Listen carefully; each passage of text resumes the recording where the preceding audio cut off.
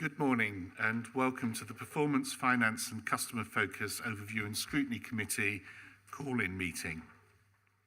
Before we start these proceedings, may I bring to your attention some housekeeping matters. There is no expected fire alarm test, therefore if the fire alarm sounds, please follow the fire and emergency procedures that are applicable to the Council House. Please can I ask that you use your microphone when addressing the meeting and that it is switched off when you are not using it, and that your mobile devices are turned to silent. The meeting will be broadcast live to the internet and will be capable of subsequent repeated viewing. By entering the council chamber and during the course of the meeting, councillors are consenting to being filmed and to the use of these recordings for webcasting. Ross, have we got any apologies? Thank you, Chair. Councillor Hayden has provided apologies, but is of course here as a person bringing the call in. Councillor Lang is substituting. Councillor Collins has provided apologies, and Councillor Lugger is substituting. Councillor Churchill is given apologies. Councillor Mrs Pengenny is substituting. Councillor Partridge is given apologies. Councillor Riley was due to be here, but I don't see him. Councillor George Wheeler has also provided apologies due to sickness. Thank you. Thank you very much. Do any members have declarations of interest in relation to items on the agenda? Can I just say that Councillor Tofan is on his way. He's stuck in traffic at the moment. Thank you, Councillor Patel. We're not going to wait for him. Chair, can I say that presumably if anybody now turns up, once we start hearing, they can't take part because they've not heard everything? I think that they can take part. It doesn't say in the Constitution they can't. We have no items of Chair's urgent business.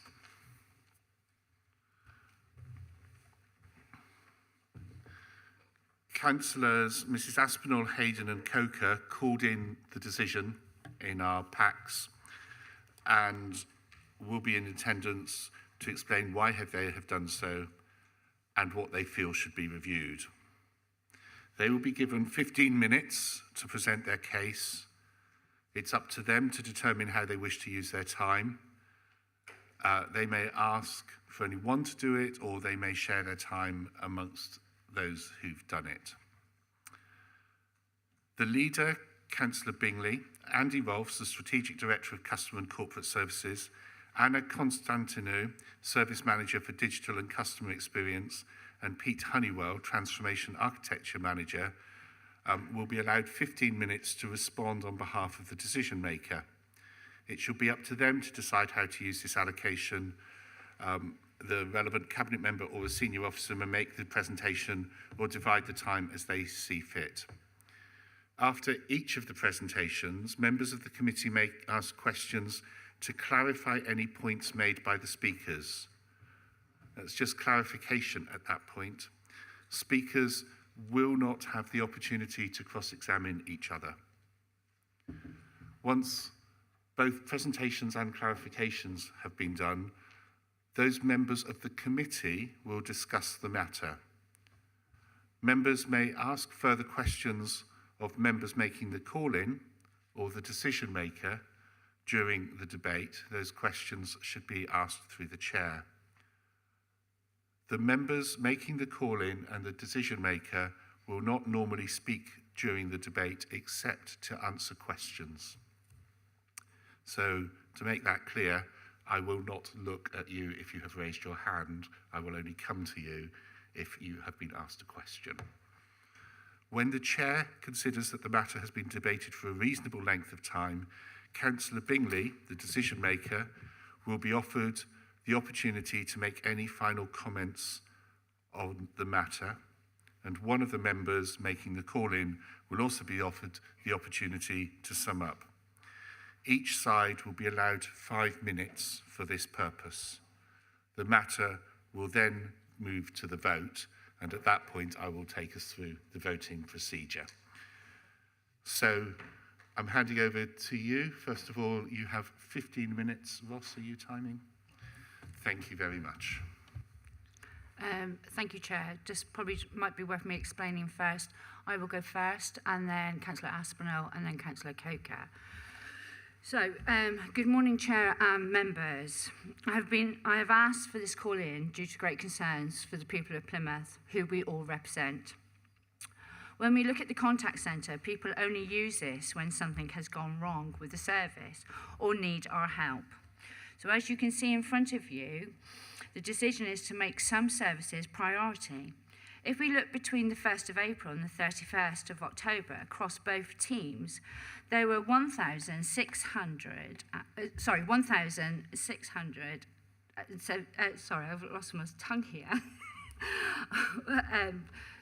1,670 calls, of which only 61%.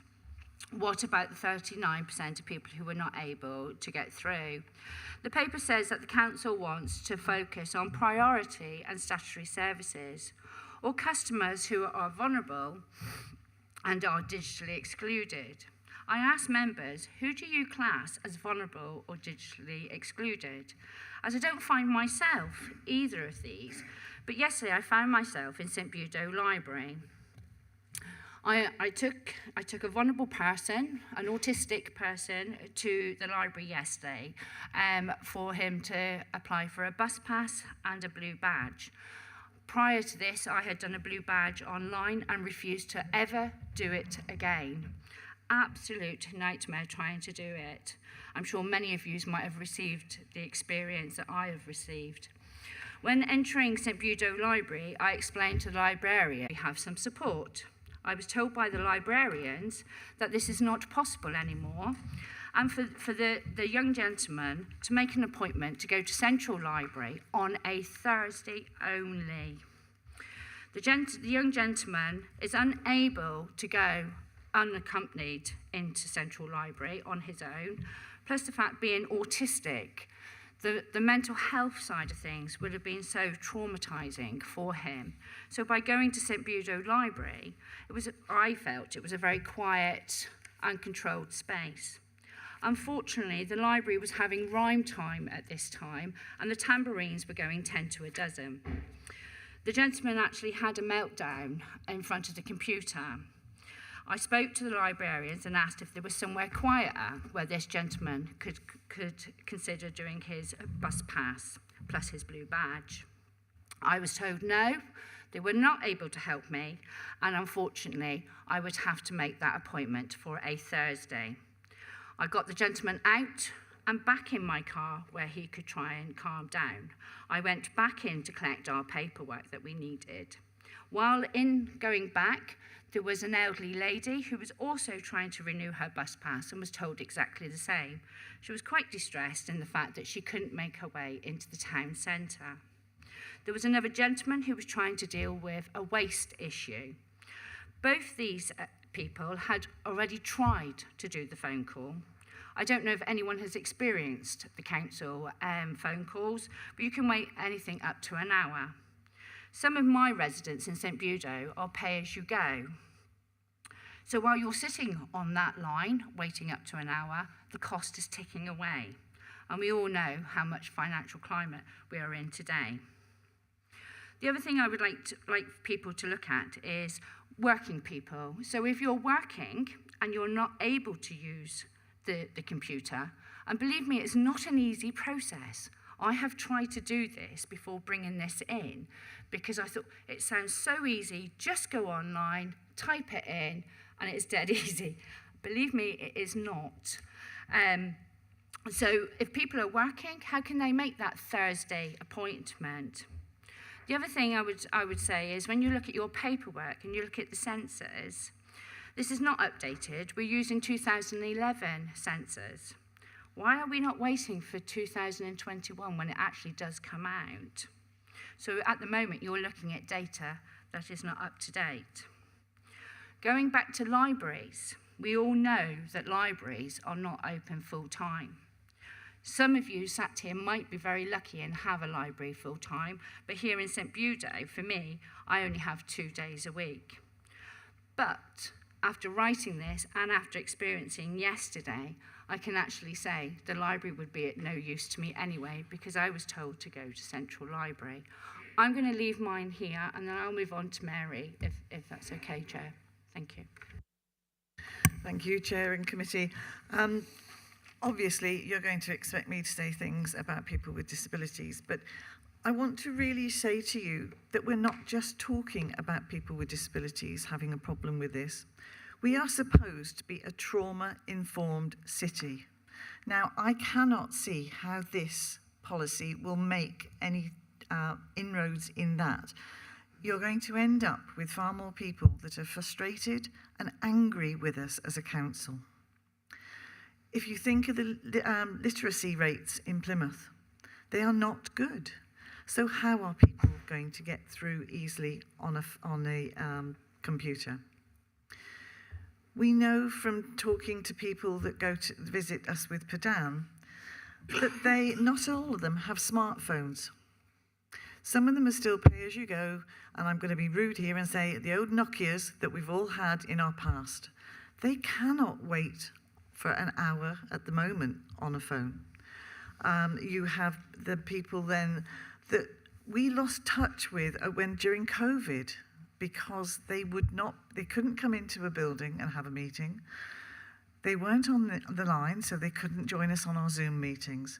We had to make sure that we were writing to them. And that brings me back to all very well writing to them, but the literacy rates are, again, poor. And also the standard of letter that goes. If we think the average reading age in Plymouth, I believe, used to be about 11. So we need to think about the letters that we also send out. I don't see that changing our policy, when you look at the list of things that are priorities and non-priorities, that we've got it right at all. I live in Sutton and Mount Gold, and I represent that ward. We do not have a library in Sutton and Mount Gold. So poor Mrs. Miggins, who many people know that I refer to Mrs. Miggins quite frequently, she's got to get on a bus, come into town to get her bus pass. So she's paid full fare, etc., coming in to get that. So how does she come? She comes into the Central Library along with the people from 19 other wards trying to get that work done. That, to me, is not a successful outcome for a council. We're supposed to be there for the people. We're supposed to be democratic. We're supposed to be supportive. So why are we changing this? Why are we not improving our phone lines? We should be looking as to what is the problem. Have we not got enough people answering phones? Have we not got enough staff doing it? It should be something we're expanding rather than contracting. To save £50,000, this seems rather a draconian way of doing it. There's got to be other and better ways of how we do it. And I think we really have to go back to the drawing board and think about this. Please look at the new census data. We know that people with disabilities are being adversely affected by the cost of living crisis at the moment. We know that they're not going to be the ones that are going to have to think, do I need to afford extra electricity for X, Y, and Z compared to a phone package? Think about this. Think about the credibility to us as a council who should be listening to people rather than being draconian as we are. Thank you, Mark. Thank you, Mary. When I first looked at this, one of the aims of all of us here is to work collaboratively with our residents to improve the services that they receive from the council. I just ask you to think about that today in the context of this policy. How on earth are we improving residents' lives on a daily basis? I know the world is going digital. We all know that. But we've got areas of the city that are really digitally challenged. We've got libraries like mine in Devonport that's not even open 2 full days a week. What are these people meant to do? How are we encouraging them to communicate and get the services that they are entitled to from this organisation? I really struggle to find that. If you look, councillors, in the mitigation measures, the council itself in this policy says that there are risks to this, that this policy will isolate some people. It's there in black and white. How can we go to our residents and encourage them to communicate with the council to get their bus passes, to get their disabled parking bay? We've got a system at the moment. I did the other day for a lady, and I gave up after 1 hour and 15 minutes on a phone because she had no other means of doing it. We say in there that we should encourage residents to get families members. What if you're on your own? What if you've got no family? How do you do it then? And also the policy of sending people into central library. We've got bus routes that are going in the city. How on earth are people going to make their way if they've got no family to a central location? We're in a cost of living crisis, and we're saying the bus fares are going up. So if you haven't got your disabled bus pass, you've then got to pay to go and get it. You've got to wait 12 weeks at the moment to get one. And I just think we should be looking really seriously at whether this policy absolutely meets our agenda of working collaboratively with our residents and improving the services that they're having. And I really don't think this policy is or does. And I think our residents owe us, we owe all our residents to ask the council to go back and look at this and just to see what can be done to help. Because we as a council cannot exclude residents knowingly, and I fear that we're going to do that. Thank you for listening.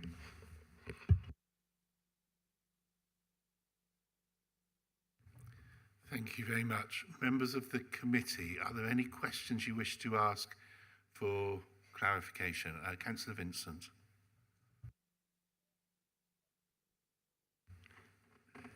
As Sally quoted, that people are waiting a long time and the cost. Now, I know of someone, a resident in my ward, is paid £70.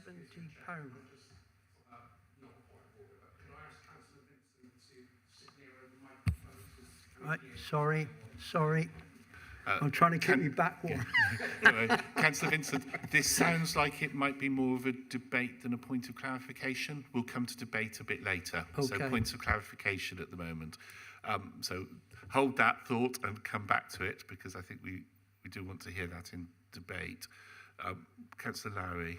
I just briefly wanted to ask Councillor Hayden, in respect of the gentleman you took to the library yesterday, what is the plan going forward with respect to that individual, please? The plan is that he refuses now to go for a bus pass, and which means now he will not enter out of the property and make his way around the city.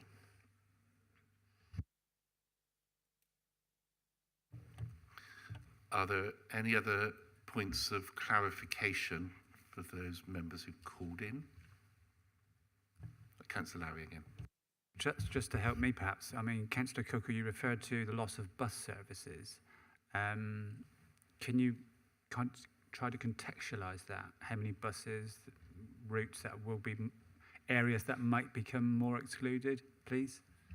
Well, thank you for that question, Councillor Larry, but as I'm not the Cabinet member, I haven't got a crystal ball. Some of the subsidised routes that we've got in the city obviously went to Cabinet last week and have been axed going forward. So the problem is that where you've got areas of the city that no longer have a bus route, or you've got disabled or less mobile residents now, that we have a policy that, you know, every resident should have access to a bus stop and a bus route within 500 metres of where they live. So these areas that are losing bus services, those residents were going to have to walk further to get to there, but also they're going to have to pay to come to the city centre, whether they do it by taxi now or whatever, because they can't go to their local libraries because, for example, in my ward, I can only go on a Tuesday, on a Monday and a Wednesday. So it's about, it just, to me, we're making it more difficult for people to obtain what they're entitled to. And actually, I can't say what's going to happen with the commercialised bus routes, but at the moment they have to make a profit. Patronage is down, and I ask again. It might be something that Councillor Bingley can answer. At the moment, Councillor Coker, you're not meant to be engaging with the other side. So I think. Thanks for that, but I think we need to be careful we don't stray too far from the purpose of the call-in. But I think we got the message there. Councillor Stevens. Thanks. Yeah, I think I must have misunderstood the point that Councillor Hayden made. She said when you were talking about your constituents' experience, said they could only get an appointment on a particular day of the week that was limited. That can't be right. I presume I misunderstood her. Chair, are you happy for me to answer that? Yes, and I did ask the librarian staff very, very clearly. It was only on a Thursday, and they both of them at that desk said yes, it was definitely only on a Thursday. When I then asked, is there just no way, even in a quiet room, you could help this gentleman so he can be independent and move around? They said no, unfortunately, they're not able to do that. Prior COVID, they were, but no longer. Councillor Hume. Thank you, Chair. It's to Councillor Hayden. You mentioned about the. Can you clarify about? Can you clarify about the blue badge application online, and that you found it, or your resident found it problematic? Can you? Thank you.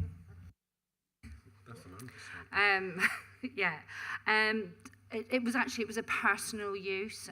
My husband was doing it for my mother-in-law. My husband has been a city councillor. I class him as educated, but please don't tell him that.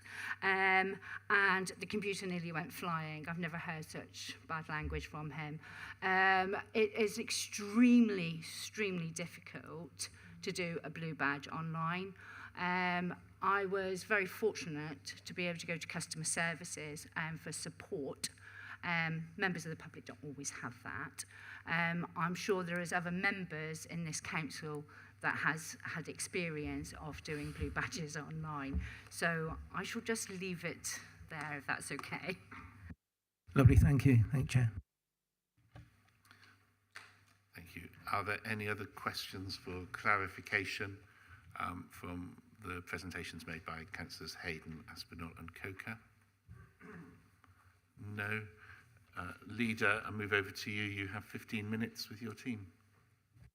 Thanks, Councillor Pemberthy, and good morning, everybody. Firstly, I'd just like to thank everyone for attending and actually calling this in. I think, as many of us have said over the last few months, that it is tough making executive decisions, but you can only get the right executive decisions if we do collaborate and we do listen to one another and explain the rationale of where one another are coming from. And so I think it's worth highlighting where I came from when I was making this decision, whether it was right or wrong, whether it needs tweaking. But the decision actually arrived in the middle of our budget setting process for for next year. And as you know, for the last 4 months, we've been looking at how we make £37.5 million of reductions from a £201 million revenue budget for 23-24. We're looking at here and now for this, by the way, but what I want to throw into the mix is we still haven't got through this year. We're at a 5.9 million deficit in this year's budget still, and we've just made savings coming down from something like £15 million unexpected shortfall, which none of us conceived back when we were setting the budget in February 2022. So the council has been hit by a financial meteorite, frankly. Thankfully, the economic situation is stabilising, but nonetheless, it doesn't help with the maths of what a council leader faces. And sometimes they're extremely difficult decisions to make, not just in this area, but I thank Councillor Coker for relating it to other areas. I think it's helpful, it's not unhelpful. I do want to sort of thank you for the case studies. I think that always helps bring the data to life. And of course, it's upsetting to hear that. And what I want to try and do is just reassure you that I can't see how those case studies would be directly impacted by the decision that's made here. But equally, I would like to stick to the 3 reasons that we've called this in. Debate is fine around policy and around case studies, but actually this is a legal document. You know, it's a three reasons this has been called in, and I will address those 3 reasons head on. So the first one is lack of consultation with disabled groups and with vulnerable groups and their advocates. Unfortunately, I go back to the financial situation where in year we're trying to make £5.9 million of savings, and next year we're trying to make £2 million of savings across customer and corporate services. That is also predicated. I've asked that next year we have a fundamental review of customer services, because I'm not quite sure the technology and the personnel and the rest of it are sort of aligned in the right way for a modern customer services function. So there is ongoing work, it's not sort of separate to this. But just to say, in terms of the consultation, this is a consultation. All of our responses to caseworkers consultation. But in terms of statutory, we don't actually need to, unfortunately, in this situation. I'm advised legally by Democratic Services that it's a 0.1 decision, which means that you don't need to go out to public consultation. Secondly, we've called in, it says how telephone lines are prioritised and could have been an alternative course of action. We did look at different alternative courses of action within the budget. I'm really comfortable that we have prioritised here an access route for the vulnerable, particularly children's services, adult social care and homelessness. We are specifically around that. And actually what we're doing, I mean, in terms of, you can still phone, by the way, I mean, you can still phone in on the 668,000 number. And what we're doing is setting up a dedicated line so it channels through the priority areas we see, the most vulnerable, get funneled through quicker on that system. That's what we're working on. So I don't quite accept that these case studies that you've raised will be directly impacted by the changes we're making here, is my point. Prioritising calls from the vulnerable, further signposting, and we've actually opened up a new digital assistance line that we'll be encouraging, if not individuals personally, but their carers, their family, their friends, to help them register. So if you register as digitally excluded, then that system will pick up your number and it will kind of anticipate your needs and you'll be funneled through a lot quicker. So when we were looking at this, it wasn't necessarily with the framework of making big cuts. I'll come on to that in a minute, but it is about improving customer service. And we think we're strengthening it, not weakening it in many ways. And the third point is around that there's no action plan prepared and in place prior to this being implemented. We don't feel we needed an action plan. In terms of the overall customer services function, it's actually a relatively minor decision. When people are saying it creates huge risk, this decision, it actually doesn't create huge risk. I mean, the numbers are that we make a £50,000 in-year saving That's not a huge risk to a £201 million organisation running 300 services. And we make something around 88,000 to 100, and then another 100,000 next year through a complete reformation of the telephone lines and the customer service function. That's being achieved across countless councils, and actually customer service has been improved because of better technology these days. So I don't think sort of a quite a minor shift within the existing function creates the significant impacts that you are saying that you're worried about. But nonetheless, I hear your concerns, and you know, no one is discounting the cases you have brought forward. So on that point, we didn't feel there needed to be an action plan. In fact, what I did ask when I made this decision was what was occurring prior to May 21. You know, had previous administrations got the modelling right, got the systems right? We think in some ways we're re-implementing what was there in the previous administration and taking some of the strengths of that. So I'm not quite sure that this is a drastic cut or it's anything political. It's absolutely just sort of learning. You know, we did basically go down to a reduced library service in March 2020 because of coronavirus and cost pressures. And all we're doing is basically reverting back into that type of system. Now, I just want to throw a final piece of, well, a couple of further bits of data at you, if you don't mind. Plymouth has made massive strides in terms of reducing digital exclusion, and only 4.6% of our city are digitally excluded. Yeah, so that remaining 4.6%, that's pretty good compared to other cities, but we're doing terrific work. That was about 12 or 13% a couple of years ago, if I understand it right. So we do need to get that down further. But this is what we've put in place, a digital exclusion line here, where people are assisted to go through to those core functions. I think in terms of impacts, then I would want to see a massively improved customer service function for the vulnerable across the board. We can't just sort of go down, obviously trying to sort of prefer one or two favoured, what we would sort of say vulnerable groups. We can't do that. The only way to do that is to get a council into the right financial position and sort of take stock. And so I remind people that we are having to make £2 million of savings across customer services and corporate, our corporate teams. That doesn't come without some pain. But unfortunately, on this occasion, I don't actually agree that we are impacting individuals like this by doing this. I think we're actually getting ourselves into a much healthier position so that we can better help people that are vulnerable and digitally excluded. Thanks, Chair. Thank you. Is that the end? There's no one else speaking on your team? You've got 5 minutes. 5 minutes, okay. So, yeah, in the danger of repeating a lot of what Richard has already said, very much this is linked to the council's ambition around digital. We know that this is a really challenging time in terms of our resources. We are in unprecedented times. We are a demand-led service like other services within the council.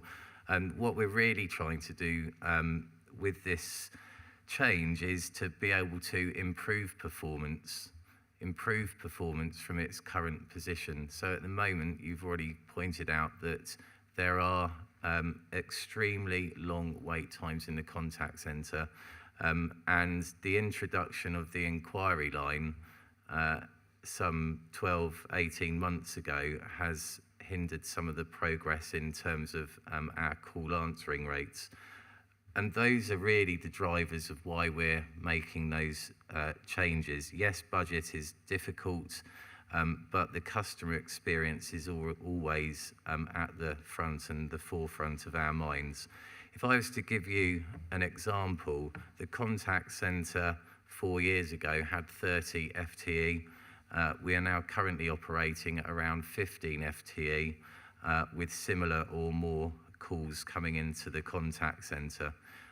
But alongside that, we've also introduced new digital services. We've made huge strides in terms of our revenues and benefits offer online. And so these changes are really there to protect those customers who need to get service for adult social care, children's services, homelessness, food bank requests, election calls, rather than things like our general inquiries, waste, streets, etc. And it is difficult, but as one of the challenges I've certainly been asked is, if I don't do this, what else do I do? That's all really I've got to say. Anna, is there anything else you want to add, or should we go to? Sort of reassure you really. So, Microphone, please. apologies. Just to reassure you really, we're aware obviously we've got reduced resources in the contact centre, which Andy relayed there. So we've got to really be careful with resources that we've got, how we use them. So we need to make sure that we're supporting our most vulnerable customers who are digitally excluded to access our services for those priority lines, such as children's services, adult social care, homelessness and food banks. So with the staff levels that we've got at the moment and the full coverage that we're offering at the moment, we are taking longer to get to those calls, which isn't great, which is the experiences that you've had. So what we want to do is realign the resources that we have got to those priority lines supporting our most vulnerable to get through those lines quicker, which mean that we need to promote some of our online services and make sure they're more accessible to people. And that's the proposal that we're trying to move forward. Okay, Councillor Lowry, then Councillor Pengelly. Councillor Bingley, Andy Rouse made reference to great strides in the digital arena, and we've also been presented before us the information in relation to the number of calls, percentage of calls answered and the speed of time. Have you had an opportunity to consider those great strides and the progress that's being made, which I very much hope it is being made, against this data and previous data in relation to proving to ourselves that the direction of travel is the right direction, and equally, we're not just saying something, we're actually delivering something? That's a good question. I'm going to be pretty candid. The first thing to say is there has been good work, as I said, around reducing digital exclusion and getting that down. I think we are one of the least digitally excluded cities out of comparable cities in England. Lots of reasons for that around good communications, good PR, the good work of councillors, such as yourselves, helping people to get online. And obviously the push of COVID as well, you know, sort of forcing people. So in terms of the website and the communications, it's an interesting point that Councillor Aspinall made around reading and the reading ages, etc. So we have gone through the website and made it a lot easier to read and make it more customer friendly. That is, I think, seeing sort of more hits and basically people are able to sort of access services easier. Picking up on what's going on this morning is I think for quite a few years we've had really challenging customer service levels on telephone services and the web and the rest of it. I think it's not one of our stronger areas as a city council. And so on that point, I am aware of the data and I am aware that some of it's gone in the wrong direction. And I don't think any of us should disguise that. We need to do a fundamental review, look at all the technology that's out there, look at all the services that are out there. And I've asked officers to do that with a view to next year's budget. But obviously that won't be done before February, March. But we just are going to have a fundamental review of the customer services technology and the way that it is directed and organised.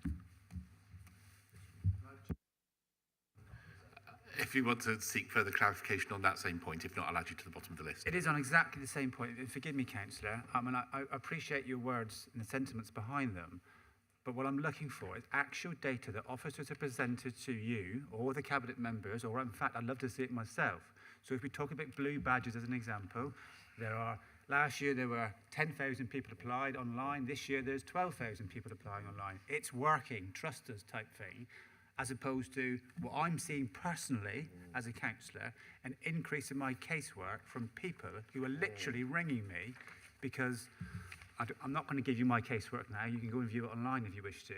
But those people are all digitally excluded and they have rung the council. They've got no success. They eventually found out who I am, rang me and asked me to deal with it. And I'm concerned that in reality, the cost of this service is going up by the fact they're having to ring me. I'm having to put it through casework. And the casework system, as we know, is the most clunkiest in the world anyhow, is probably putting more cost on the council by removing these services. So I just want that assurance that in respect of these services that are being digital, that yes, there is more uptake and it's substantially increasing, and there is a small cohort that is excluded, and that's what we need to focus on.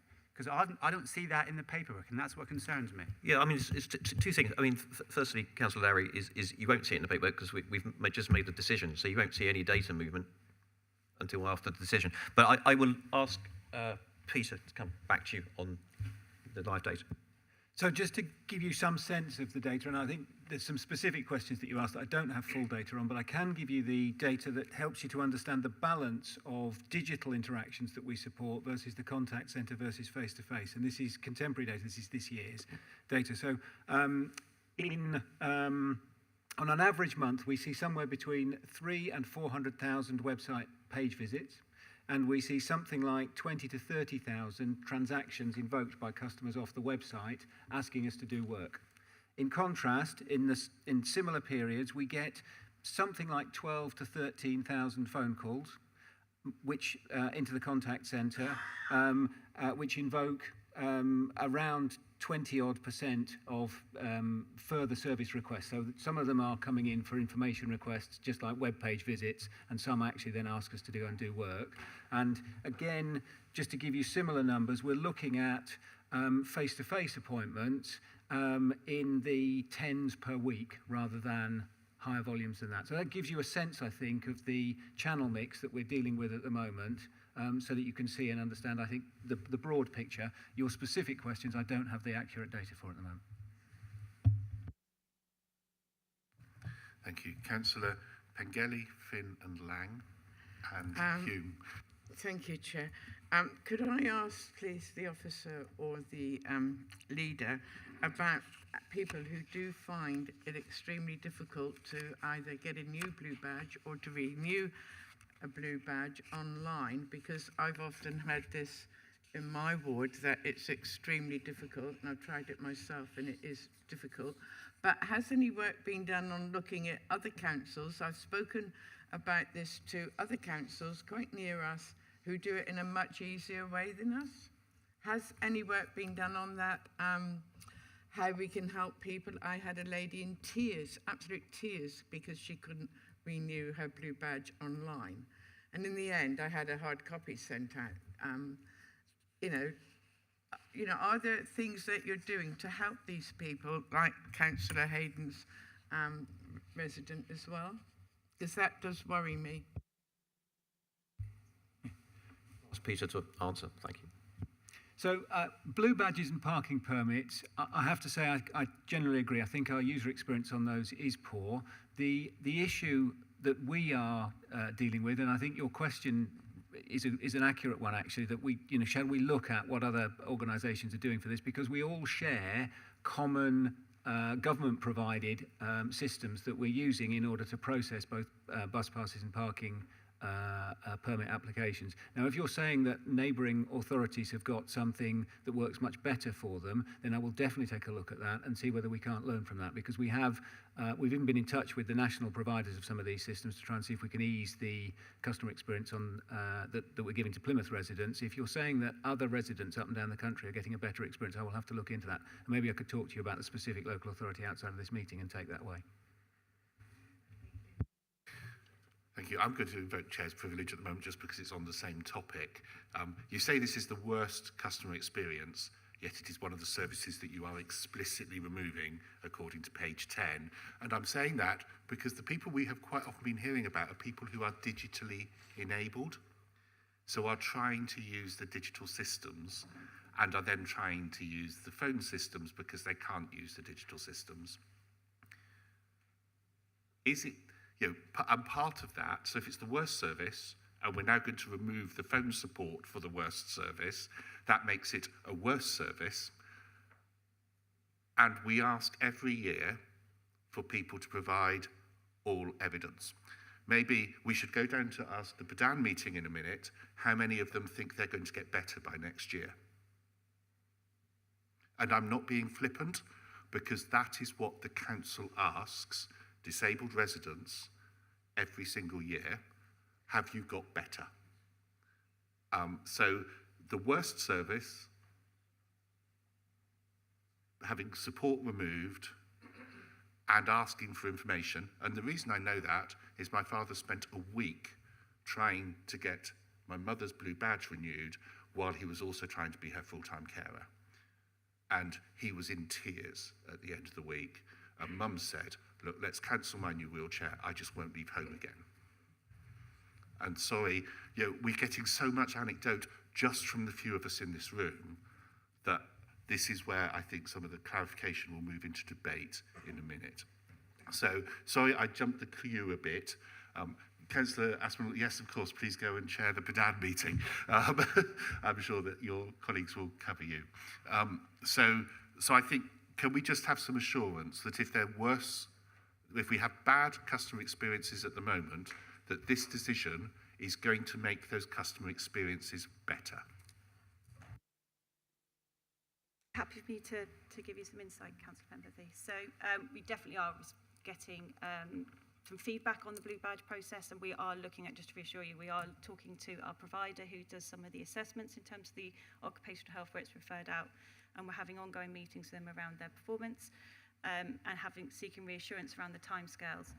What I will say is the Blue Badge actually is it's a .gov service, not a PCC service. However, we do support our residents to access that service, so we need to make sure we're listening and hearing about people's experiences and feeding that back into the wider community on that. As Peter said, if somebody else having a different experience in a different local authority, we're very interested how they're managing a government application site in difference to us, so we can see how we can learn from that. But just to reassure, we are looking at that. In terms of the contact centre changes in the paper today, the digital assisted line is there to help people and complete applications for people who cannot do it for themselves. What we want to do is make sure that people on that line are people that need that and that support. And the resources that we've got left in the contact centre are focused on those people, and not people like myself who could do things for myself, that we are literally stripping back and helping those most vulnerable that need that support. And that's the message that I hope you take from today. We really do want to help our most vulnerable through the options and the changes that we're making to the lines. Okay, though I hasten to say we've been talking about people who aren't digitally excluded, and the support line here is for digital assistance for people who are digitally excluded. That's a different set of people. Absolutely, and we'll take any experiences in terms of the Blue Badge and we'll look at that as part of the review. Absolutely. Councillor Finn, then Councillor Lang, Hume and Stevens. I'd like to direct this question to Andy Rolfs. End-of-life death, unfortunately. I know this is general reporting by the Coroner's Office, which is meant to take care of all benefits. However, going back a short while ago, an experience of trying to get hold of the council to notify death in respect of council tax payments and other various things, there is no mechanism online to report that. Therefore, we had to go down to the shop and seek assistance from them, and they were sincerely apologetic that that service doesn't exist as a direct. So there's nothing directly online. That has to go through a customer contact centre. The second point I'd like to raise is how many staff will be available in the central library to take customer inquiries? And is within this decision, is there a review mechanism built into it? So if there are deemed to be failings, or we are seen to be failing in an area, it can be pulled in quite quickly and rectified. Thank you. Thank you for the questions. I'm quite surprised about the death registration issues. It's one of our better services. I know that there was some, obviously over COVID, those death registrations were reported over the phone, and I believe that people will continue to be able to call us to register a death and make an appointment to go into the registrars to do that. The legislation unfortunately had changed after COVID, and we're hoping they were going to keep the over the phone reporting, but that's a government decision. In terms of the central... Sorry, just before we go on, I think Councillor Finn was asking not about the death registration itself, but then the further steps that need to be taken for the council to be able to, for example, cancel someone's council tax. The tellers, sorry, it's the tellers once service. I mean, again, unfortunately with tellers once, that is another government service which I'm afraid to say is fraught with challenges. And Cheryl and the team are often in contact with central government around improvements to that system. It's on the RON system, over 2 years. But government have been making some improvements recently with that system. So just for that clarification. In terms of the central library and appointments, I think I heard from Councillor Hayden that appointments only available on a Thursday, and that's something definitely that we will look into, because I certainly wasn't aware that we could only offer those over a single day. So that is a point that we will take away, and it's a point that I will look at. In terms of officers in the library, so if I can just explain how this works. So libraries have always been open and welcoming for customers to come and ask questions, points of clarification, support with filling out applications, with assistance to use the public access PCs, because we're always there to educate as well as support customers in how better to manage their interactions with the local authority. We have probably approximately between 4 and 5 staff in the central library at any one time, including manager and supervisor. And obviously, the point of having an appointment system is if they need to see a specialist officer, unfortunately we can't train everybody in planning applications and all of the complexity of services around revenues and benefits. So that's where we make an appointment, and an officer will either offer to call them to resolve their issue, or they will make an appointment to come into the central library. So it's a bit of a hybrid approach, and as part of the review, actually as part of the original pilot, we said that we would continually review how that's working and feedback from customers. And there are some other opportunities moving forwards where we may be able to connect officers and council officers and members of the public digitally through the library service, through assistance similar to FaceTime, where they can get service at a more timely point. So I think it's all about a learning process, customer feedback, as we always do, and making those changes when we're seeing problems occur. Thanks for your question.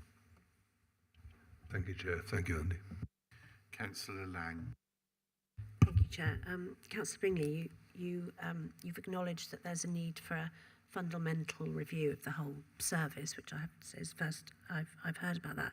So doesn't that kind of strengthen the argument to either cancel or defer this decision, because it's fairly kind of premature to implement this proposal given what your fundamental root and branch review might reveal, and we know that once services are cut they tend not to be restored?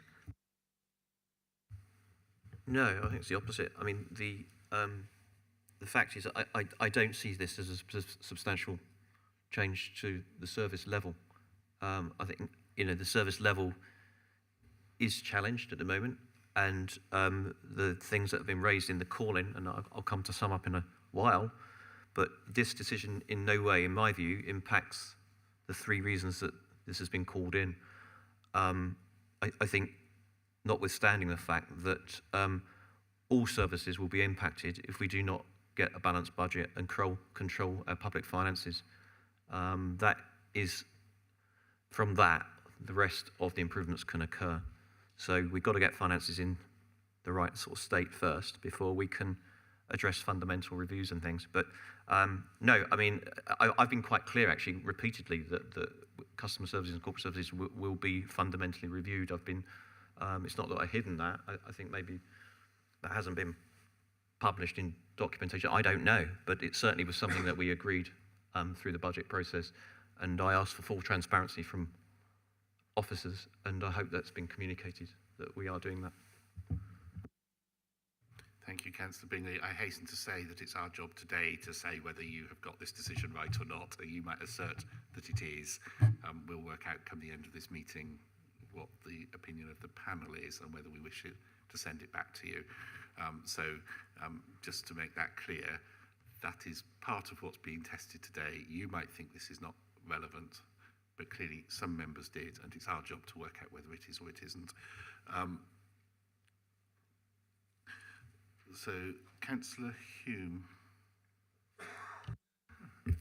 Thank you, Chair. It's two questions. One's a small one, one's a big one. It's directed at Anna and Andy. You mentioned about FT, a reduction from 30 to 15. Can you explain what FT is, please, in the first instance?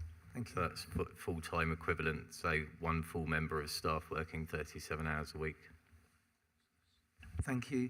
I know we're going over the blue badge issue, and Anna obviously mentioned going forward.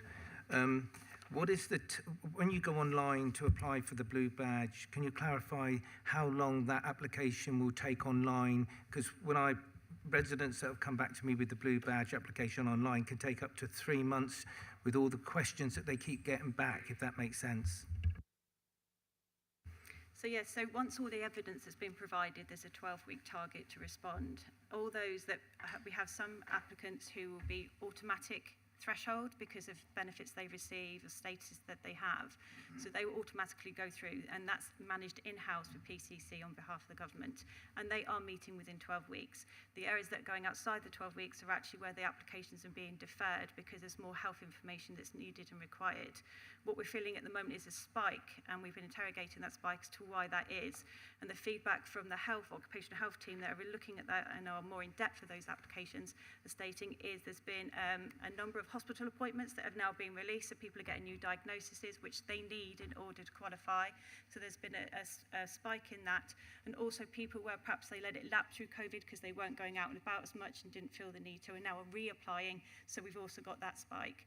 We're doing some cross-checking with other local authorities to see if they're also experiencing this spike, or is it just Plymouth, and actually our counterparts in other areas saying they're also receiving a spike for the similar reasons that I've just said. So hopefully we are going to try and get that backlog down. We're talking to our outsourced provider who does the health assessments, and they've actually reassured us they're taking on additional occupational health staff to get those assessments through quicker, to hopefully the spike that we're experiencing will come back down and remove the backlog. Thank you very much. Councillor Stevens. Thanks. The leader almost seemed proud in asserting that this type of decision didn't need public consultation, yet Mr. Ralphs said that customer experience is at the forefront of our minds. How can we put customer experience at the forefront of our minds if we don't ask the using public what they think about the decision? I just reject your assertion. I didn't almost sound proud. And but I was just making a factual point based on the regulations within this council that I've been called in, and one of the bullet points says lack of consultation. And I'm answering that regulatory and within the Constitution of the Council, we did not need to consult the public. That's not a matter of pride. It's just a pragmatic point that I'm making, a factual, empirical point. So I'll ask you to revoke that assertion, please, for the record. So what attempts to consult with the public have you made? Through the chair? Yeah. I'm going back to point one on the 3 reasons this was called in. The first reason was lack of consultation. It is not a matter of pride. I was saying it is empirically, factually true that we did not need to consult with members of the public. This level of decision is financially, it's £50,000 within the in-year. So therefore, out of a budget of £197 million, it is actually a very, very small fraction. When your administration was in control of a similar sized budget, delivering 300 services across Plymouth, you did not consult on the micro decisions. And so I'm just pointing you to the facts that we did not need to consult legally on this decision. It's not that I didn't want to. It's not that we enjoy either, the side of the debate here, but we did. I'm answering your point that your three members have called this in, and we did not need to legally consult. I think it would be fair to say that the call-in was accepted on points 2 and 3, not point 1.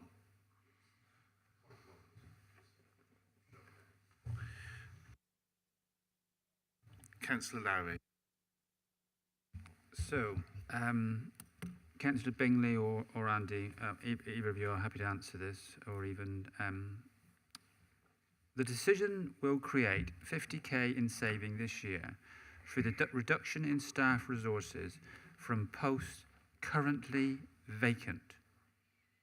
So I'm reading that like, forgive me, my maths isn't that good, but nobody's actually doing this job at the moment because the vacancy exists.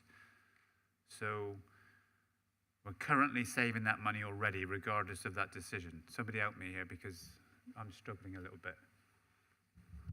So they are vacant posts within the structure that are funded that have become vacant. So instead of us having to reorganise and make an individual or individuals redundant, we're able to manage this through vacancy management.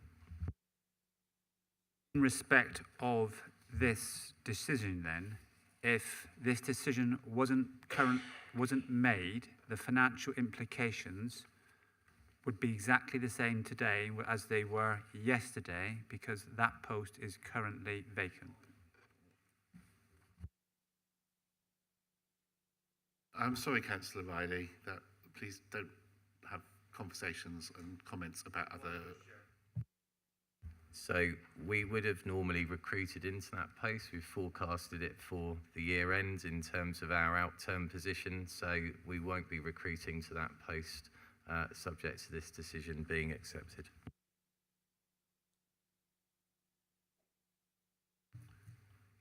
Before I ask my questions, are there any other points of clarity? No. Okay.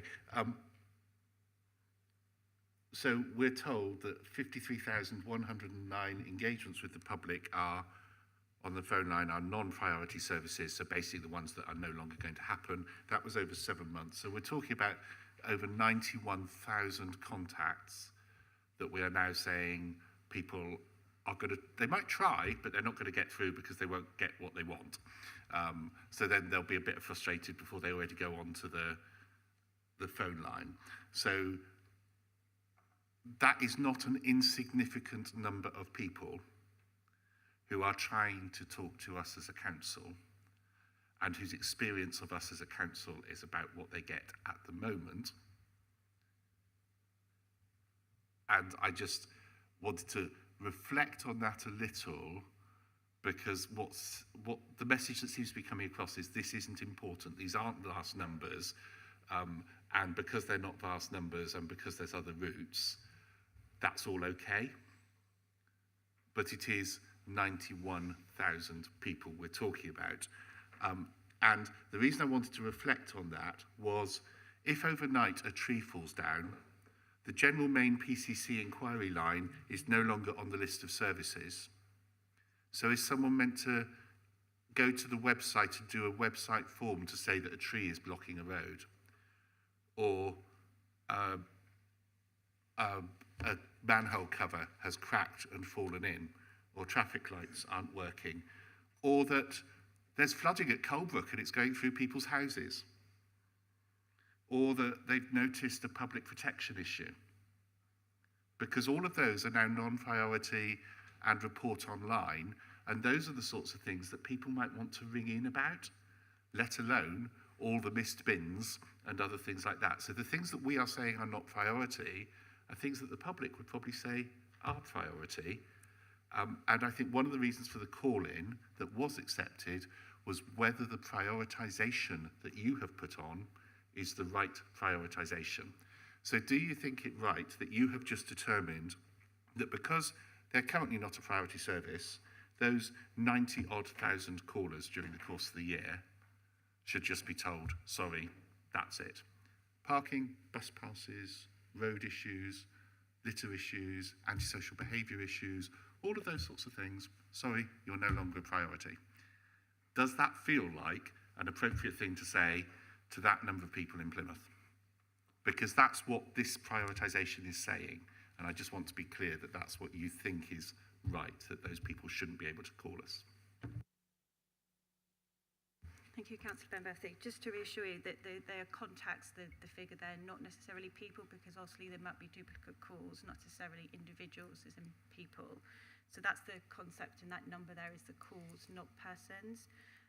What I just want to reassure you, so the people that are vulnerable, trying to access what we call the non-priority lines, if they're vulnerable, they will still be able to receive a service. So if they aren't digitally excluded and they want to report a missing bin, we will still do that for them through that digitally assisted offer. For some people who are able to report that online, we will be directing and signposting and supporting them how they can do that through the online. But anybody who is vulnerable and not able to do that themselves will get that support online still through the digitally assisted line. So if I had a car and I was driving along and I spotted that a piece of metalwork in the road was missing, and I thought, I'll just quickly ring the council about that. I pulled over. I then get told that I couldn't ring the council about that and I need to go online to report a manhole cover missing in the middle of a road. That sounds to me ludicrous, but it's what you've just said will happen because I'm not vulnerable. I'll have to do it online. But you will tell me I'll have to do it online when I've rung you up. Just to reassure you, there is a line, actually emergency line, for anybody who wishes to report any hazards to the council. We're still protecting that line and making sure that anything that could cause a well-being or a hazard to anybody or citizen, there is a line to report that still, and that still will be manned. Okay, well that isn't on your list of priorities. I think it's on the proposed offer model. There should be an emergency no, line. Adult, children's, community connections, electoral services, registration, new customer digital assistance and new payments. It's at the bottom of page 9. My apologies, sir. There is an emergency line that we still maintain. Okay, well that isn't in the decision. And just out of interest, if people are really frustrated with the online offer, how do they complain?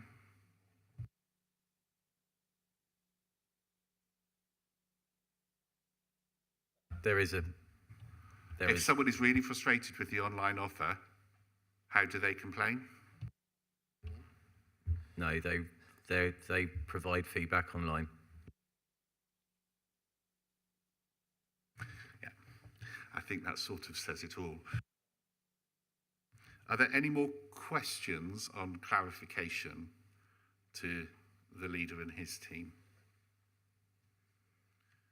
Okay, having heard the arguments, this is now where we as a committee get to talk together about what we think about what this is. So whether we're happy, whether we're not happy, whether there are other things that we think might come out of all of the evidence that we've heard in the last hour and a bit. So over to you if anyone wants to kick off any discussion. Councillor Lugger. Thank you, Chair. Looking at the 3 points of call-in, I totally accept what Councillor Bingley says. Just to clarify, we have 2 points of call-in. It's points 2 and 3 that were accepted. Right, excellent. Thank you, Chair, for the clarification on that. So point 2, I would be happy with just a mere assurance that this new digitalised call-in system that we have is monitored so we have feedback how efficient it is to protect the people in society. The third point, I totally agree with Councillor Bingley. I don't think there is perfectly, he's vindicated that point. So I would reject the call-in on that basis. That's my view.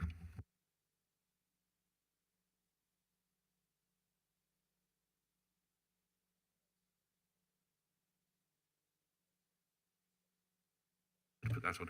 Any other points? Councillor Lowry. Well, when you say discussion, I think that's an opportunity for us to express our views and opinions generally. I'm sure, like all councillors, I love doing casework, and I'm suddenly been perplexed for a number of sort of 6 months as to why I'm getting so much casework, and why and it's all coming through the telephone. And even this week, trees, pavements, damp, buses, 2 DVLA, and 3 blue badges issued this week. And whenever you talk to these people, it's always exactly the same thing. These people are completely digitally excluded. And with the exception of one individual in respect to the buses, all those individuals had literally contacted the council on numerous occasions and failed to get what they needed to be done, or the help they needed. So I'm just struggling with the concept of the approach that we're taking, which in my view is simply going to make the situation worse.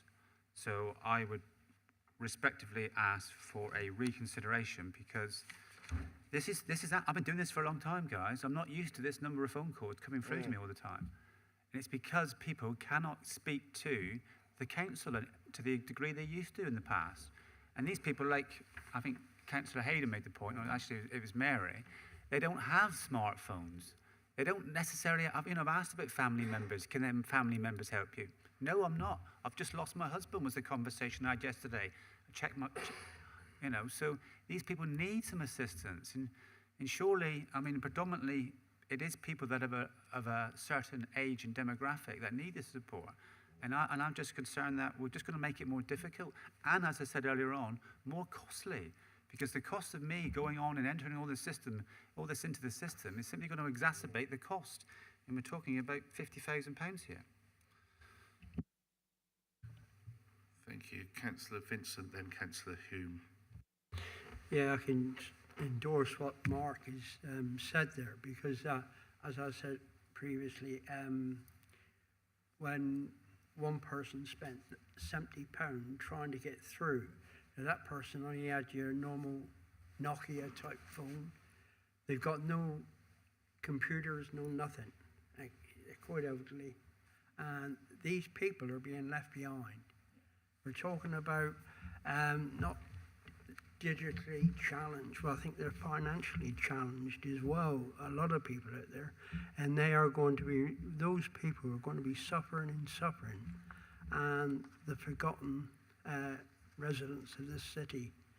And I personally think we all know we got challenges, but at the end of the day, people need addressing these problems that they do have, and support. It doesn't mean it has to be financially, but there's support they need and to be listened to.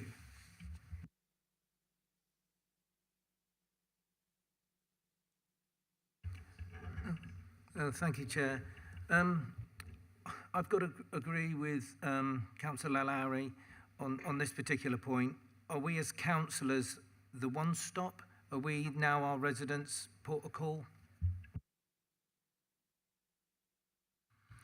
Thank you. Councillor Stevens. Thanks, Chair. The whole direction of customer service in society is going in a particular direction.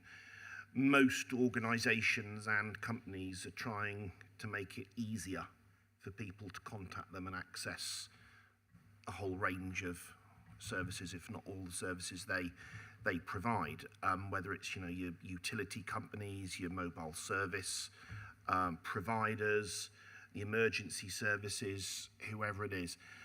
I think for us as a council to be restricting and making it more difficult for people to get in touch and do things is completely against that ethos. And I think the examples that a number of us have provided show the frustration with that.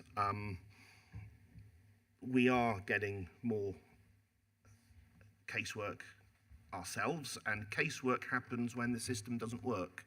we're not the first stop, as I think Councillor Hume said. People come to us when the council, in terms of how it's presented to ordinary Plymouthians, doesn't work and the system doesn't function, and people can't get, whether it's their bin collected, their pothole repaired, whatever it is, they come to us. And the fact that all of us are seeing that contact with us disproportionately go up, and because it's easy to get through to us, we all publish our emails and our phone numbers, and no one has a, as Mark was alluding to, no one has a difficulty getting through to us.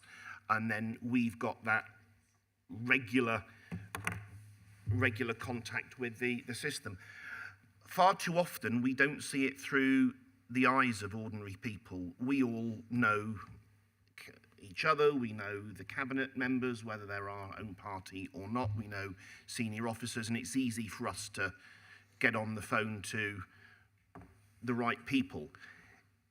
If you're not a councillor or a senior officer, it's flipping hard, and you feel like you're up against the bureaucracy, and you end up banging your head against far too many brick walls. So I think this needs looking at again. I think the prioritisation needs re-examining, particularly if there is a fundamental review down the track, as the leader was saying. And can I just make a point about the language? I really don't like this word offer that we use far too much, Chair, because if I make an offer on your house, if you're selling it, an offer is something that can be turned down, and you can look for alternative offers. You have the choice. If the only people who can clear your bins and repair your potholes is the council, we're not making an offer to the people of Plymouth. We're saying take it or leave it.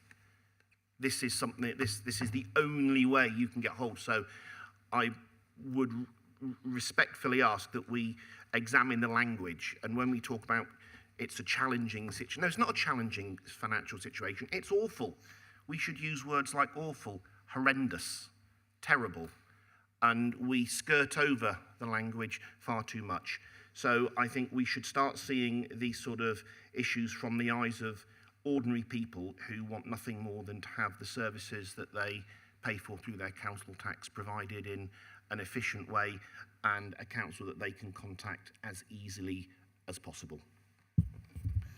Sadly, we're not a call-in on language, otherwise I'd also like to call in the word customer when we're talking about our local residents and businesses, because they don't have any choice but to work with us, as you say. So I think some of the language we use in adopting commercial language can make it sound a lot softer than the reality of people have to engage with us, and we are now, through this decision, defining how they have to engage with us as well. And I think that's probably the crux of the matter that we're thinking about when we're thinking about our residents. Councillor Lang. Thank you, Chair. If you look at the council constitution, it's at the very start, it says the purpose of the constitution is to provide a means of improving services. And this, to me, doesn't feel like, look like or sound like a way of improving services. And actually I wrote down the same, actually pretty much the same words that Councillor Hume said. You know, are we the one stop now? Is that us?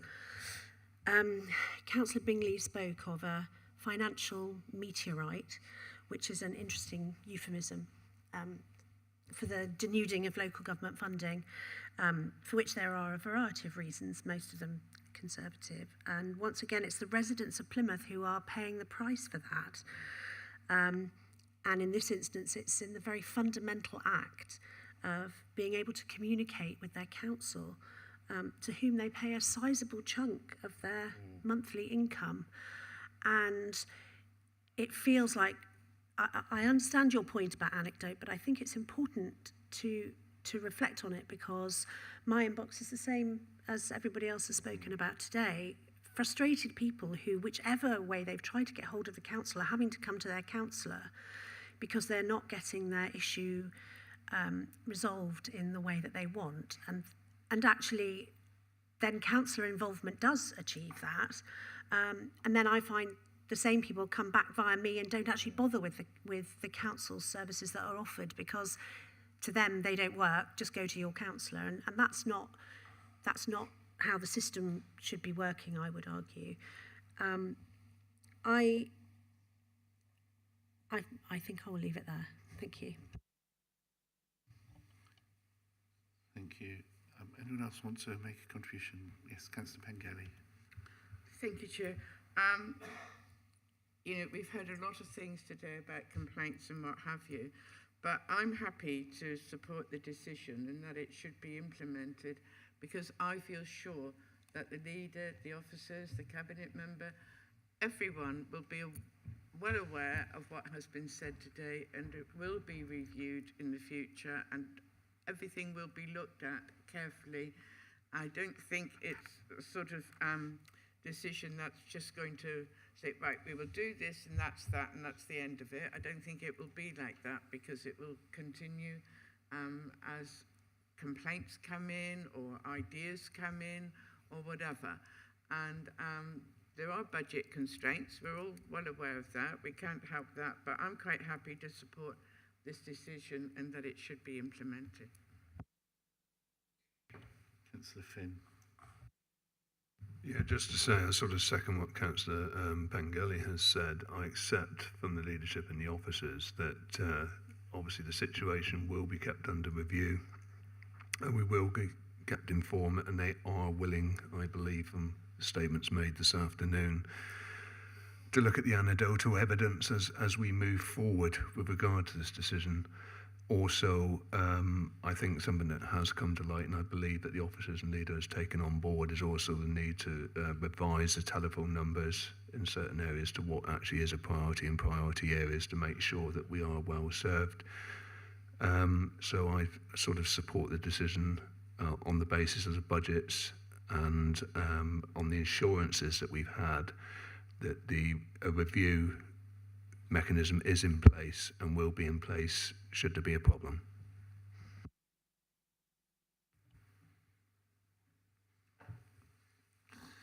I think part of my concerns actually linked to the risks. One of the risks that was identified is that there's a risk that libraries could be asked to respond to a general council query or complaint. Councillor Hayden told us about a scheduled session she had with someone in a library to use a computer when, because of what else was happening in the library, that wasn't suitable for someone who was vulnerable, but trying to do the right thing to use the digital access.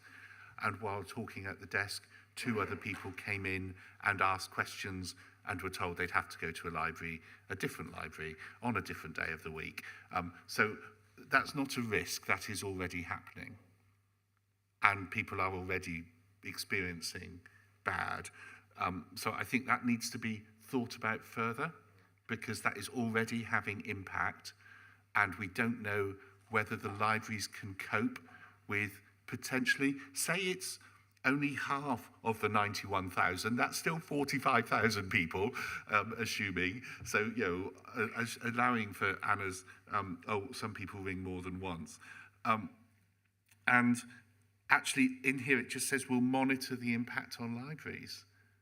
But we already know that there is an impact on libraries, and we know that libraries are where we've been telling people to go for information, and we know that libraries are under pressure. So I'm concerned that a risk has been understated here that will have an impact because of the range of priority things that we're asking people to go through. I'm also concerned that people who are frustrated with digital are going to have to complain digitally, and I'm not quite sure what this means. We'll monitor complaints received and provide feedback through service area interface meetings through lessons learned approach.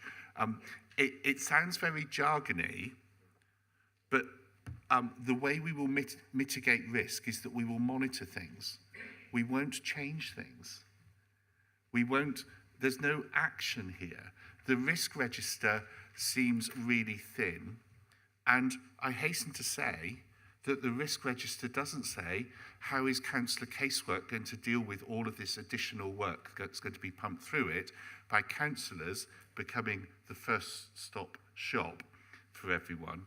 We get stuff on emails, we get stuff on phone, we get stuff on social media, and I hasten to say that a lot of us get it when we go to our corner shops or walk around our wards on a day-to-day basis.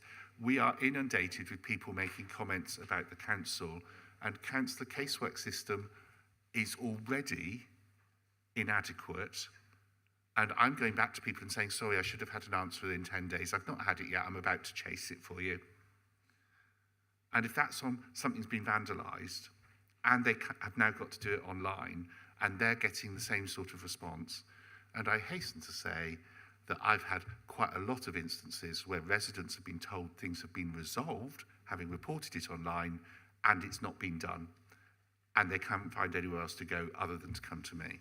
So I think the whole area of customer experience of councillors through the councillor casework system hasn't been thought about, and the impact that will have when potentially allowing for, it's not 90-odd thousand, it could be 40-odd thousand, extra people start contacting their councillors, and the impact that that will have on a councillor casework system. My worry about this decision is whether it's right or wrong, that actually we haven't thought about the impact on other areas of the council and the risks and what that might mean for our library services and what it might mean for councillor casework and the increased costs there, or the fact that actually we just get a whole load of other things. So I personally would like this to be reviewed in terms of some of the risks that we've heard, and because census data is now coming out, actually what the census data says about what Plymouth looks like now as opposed to 11 years ago, because I think that could change some of the prioritisation, and what's been asked is whether the prioritisation is right. So is it right that bus passes are no longer able to be dealt with by phone, when we know that most of the people who'll be asking for bus passes are older anyway, and therefore more likely to need that support? So we know it's one where it's almost everyone there, so why isn't it on the list? I think there are some bits here that aren't saying don't do the decision, but could we have some additional thinking? And that's based on things that have been said by members from all parties this morning about some of the experiences that they are having. And so I think that there is some potential. And that's where I'm at the moment. But I just want to give anyone else chances to come back. Bill? Yeah, I mean, I want to go back to this issue of appointments in person being limited to a Thursday that Councillor Hayden revealed.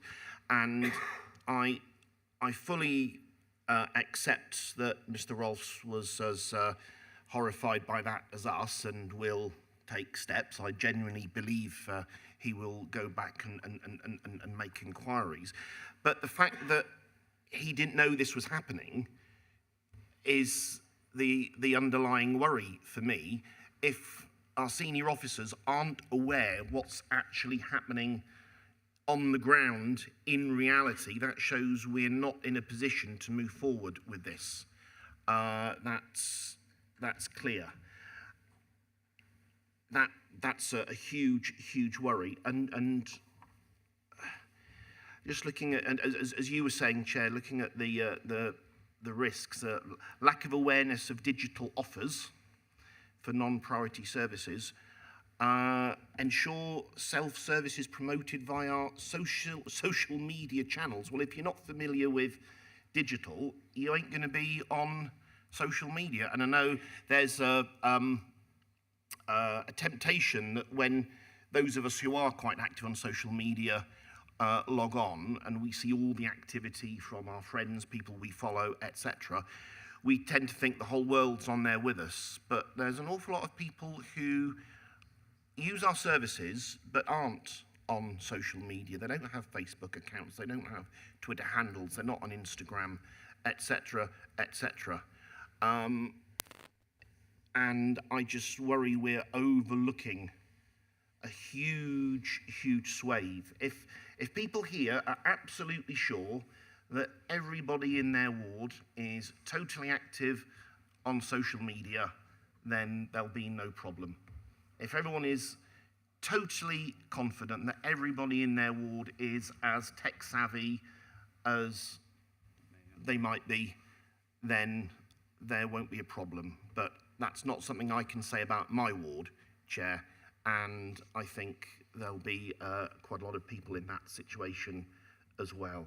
So I think there's an awful lot we need to sort out about the current system before we press ahead with this. There is a fundamental review down the track, as the leader has said.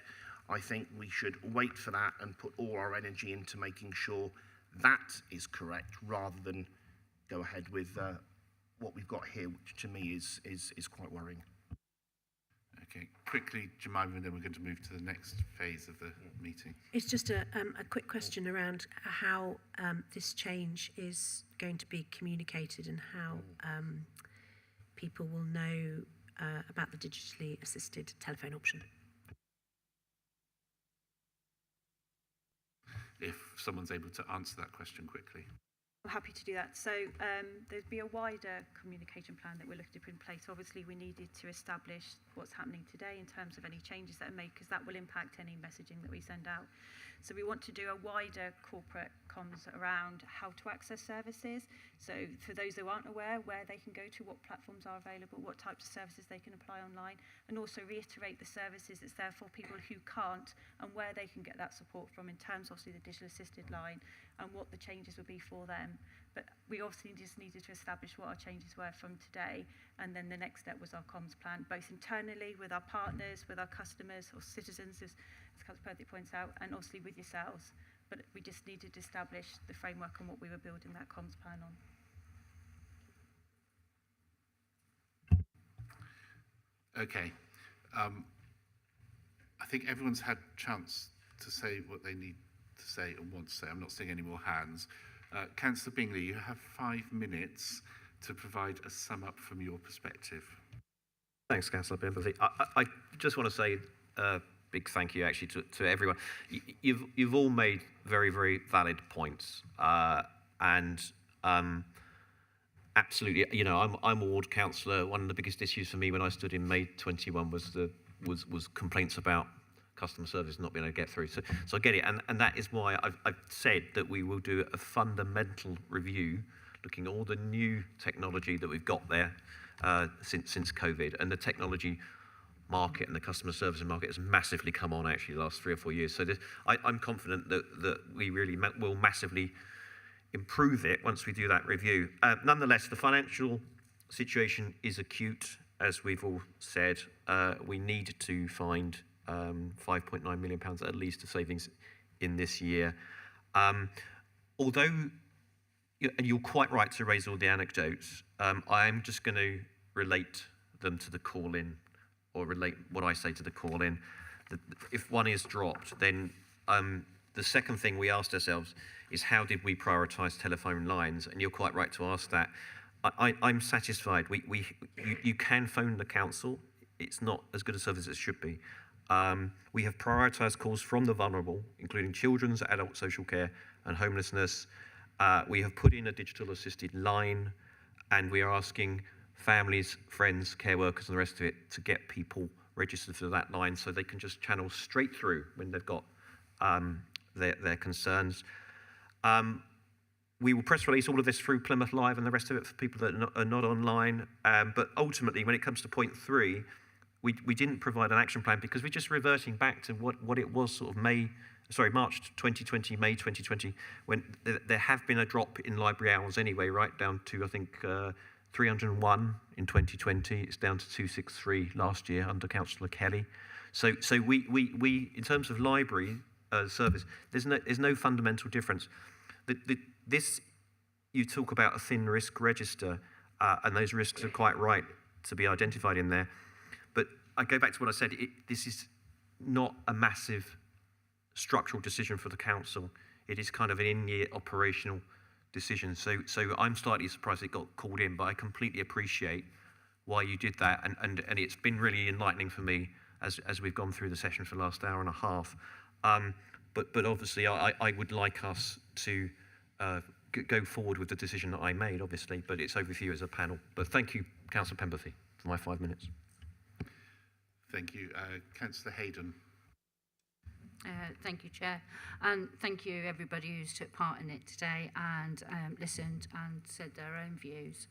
I just want to pick up on a few things, the reasons why I still, after today, feel that this decision is not ready to go forward as it is.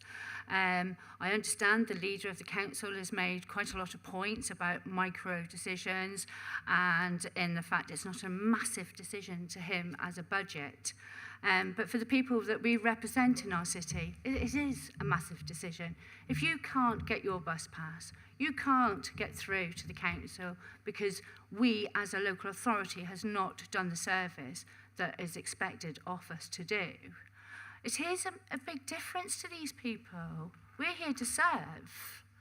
Okay, I understand that there's going to be, a priority line, but, we are, in one line we're saying there's going to be a priority line, in the other hand we're trying to say there'll be a help with digitally excluded people, okay?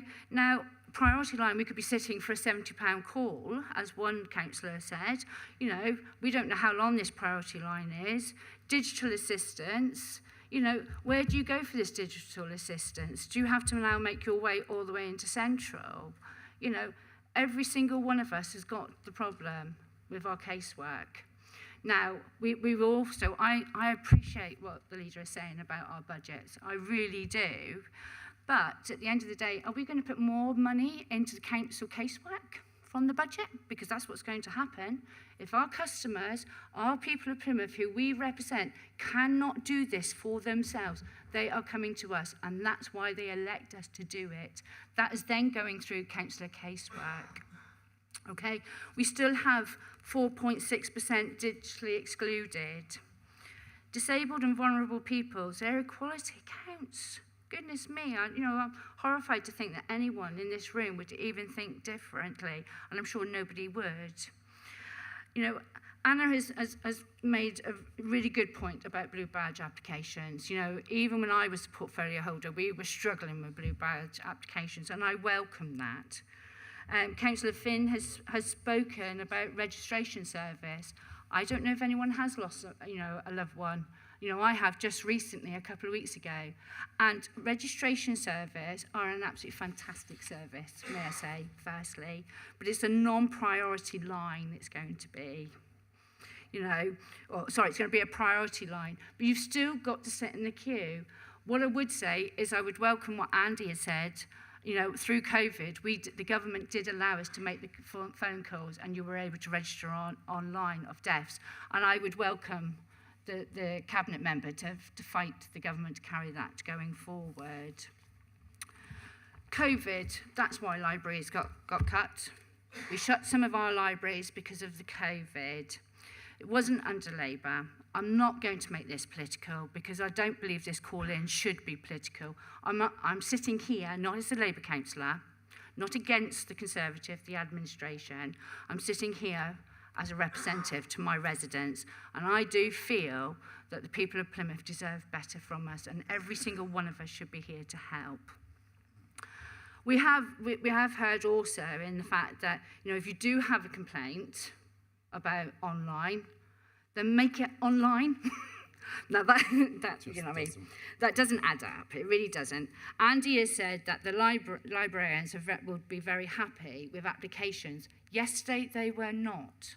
Now I'm not criticising our librarians. We have a fantastic service from them as well. This is not about pinpointing any member of staff.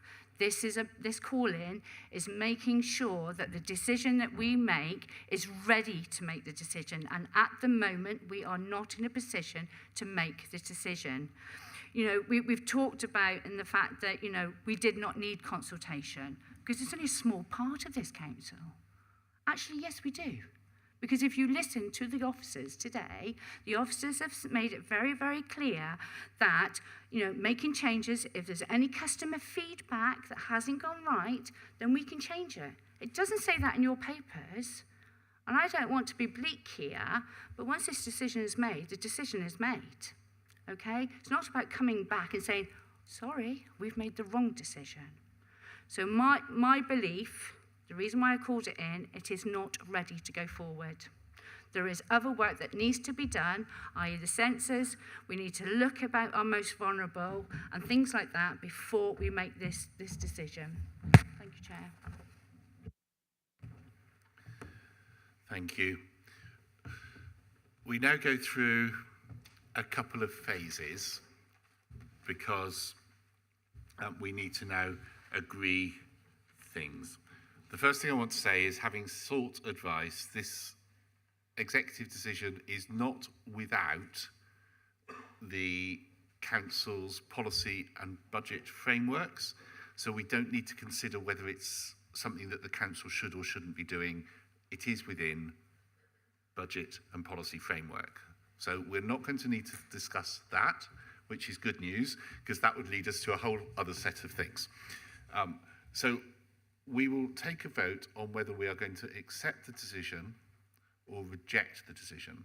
If we reject the decision, we then take a quick discussion on the recommendations we make to the portfolio holder for them to consider before making the decision. So it isn't saying the decision can't happen, but it is some recommendations that we would ask Cabinet to consider as scrutiny. So although it's a no, it isn't a no, no, no, no, no. It's a no, please can you go away and think about the things that we have discussed and we wish you to take into account before you make the decision. So I hope that makes sense to people. We're voting to either accept it as it is or reject it as it is at the moment. And if we reject it, we'll then come back to what the recommendations might be. That's right, isn't it, Ross? That is right. You were looking at the lights, I just thought. Just trying to think of the best way to put the question for clarity. Yeah. So the question is, will we accept the executive decision for immediate implementation, or will we reject it? And if we reject it, we will then have a quick debate about what some of those recommendations might be based on the discussion. But let's work out the yes or no first before we go to what the other bits might be. So I'm sure people on planning are used to this sort of process. So through you, Chair, I think it's best if we put the question, should this be implemented immediately? So if I can take a show of hands for those in favour, please. I have 1, 2, 3, 4. Those against? 1, 2, 3, 4, 5, 6. It's carried then, Chair. So we are now going to have a quick discussion about the recommendations that we make to the Leader and Cabinet for them to consider before making the decision. What I have picked up is that we have asked for an update on the information that the assumptions are based on. So we need to have a recommendation about reviewing the 2021 census data rather than relying on 2011 census data. Through you, Chair. So when you go back with recommendations to the decision maker may choose to accept or reject, but it would be subject to a further decision if those are going to be included. So is this recommendation concerning data, further data which should be included in the executive decision, or are you looking to do further scrutiny down the line? I think the question is has the decision been made on the basis of the latest data, given that new census data is currently being published? So the demographic will be different on the basis of the new census data. So in reviewing the decision, we would be asking the Leader and Cabinet to use the latest census data, not the 2011 census data. And that's purely so they're using accurate numbers about the people affected. Are people happy that that is something that has come out of discussion as a point? I'll take some nods. We'll do a vote on recommendations at the end, but I'm not seeing anyone dissenting that one. We have had discussion around bus passes, which are currently on the non-priority list, whether because of the client group for bus passes should just be automatically put on the priority list because of the nature of what they are. Are people happy that we move bus passes to there? A couple of items were raised where the online system is beyond the council because it's a .gov system which causes local residents problems. Those are blue badges and the report it once systems. Those are therefore for people with disabilities or for people facing bereavement or other major changes in circumstances when, whilst they might not normally be treated as vulnerable people, are because of circumstance potentially at a vulnerable point. I wonder whether we could ask for prioritisation to be given to support for those .gov systems where people in Plymouth might be finding difficulty, so that that telephone support is available. I think there's been a lot of discussion around that today. There has been discussion about capacity and whether we are ready. So is there a recommendation that before any implementation of a revised decision, we are confident that the library service and the councillor casework services are geared up for the additional work that they might face? Because otherwise, are we setting up those two areas to fail? And the last thing we want to do is have failures in our public library services, which then come back to us as councillor casework, and the councillor casework system has already fallen over too, because then we'll just get caught in big loops. And those are two of the areas of contact. And then finally, could we have something published around how this is going to be communicated to people who aren't using social media and aren't online?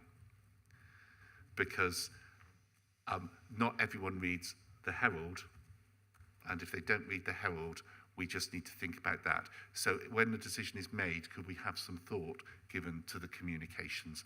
Because that seems to have been another item of discussion. Are those 5 areas things that people feel cover the issues that were raised by us as a panel that we feel, if they were addressed, would give us some comfort?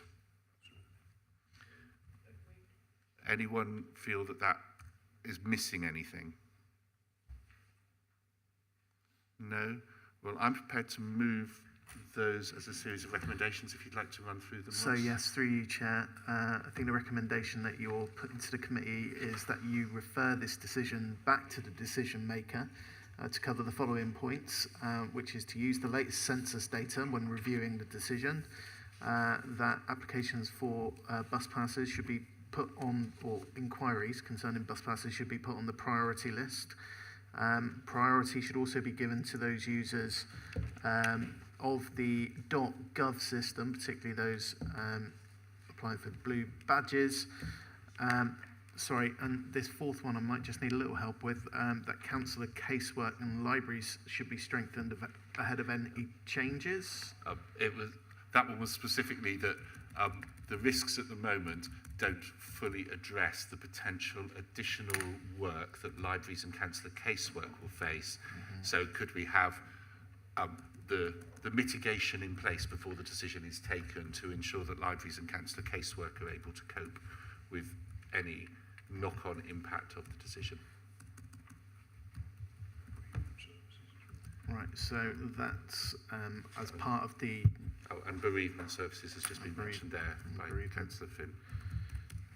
So that's to be included in the risk mitigation as part of the change, and a plan for communication to those currently not online, either through social media or access to the council website or any other website.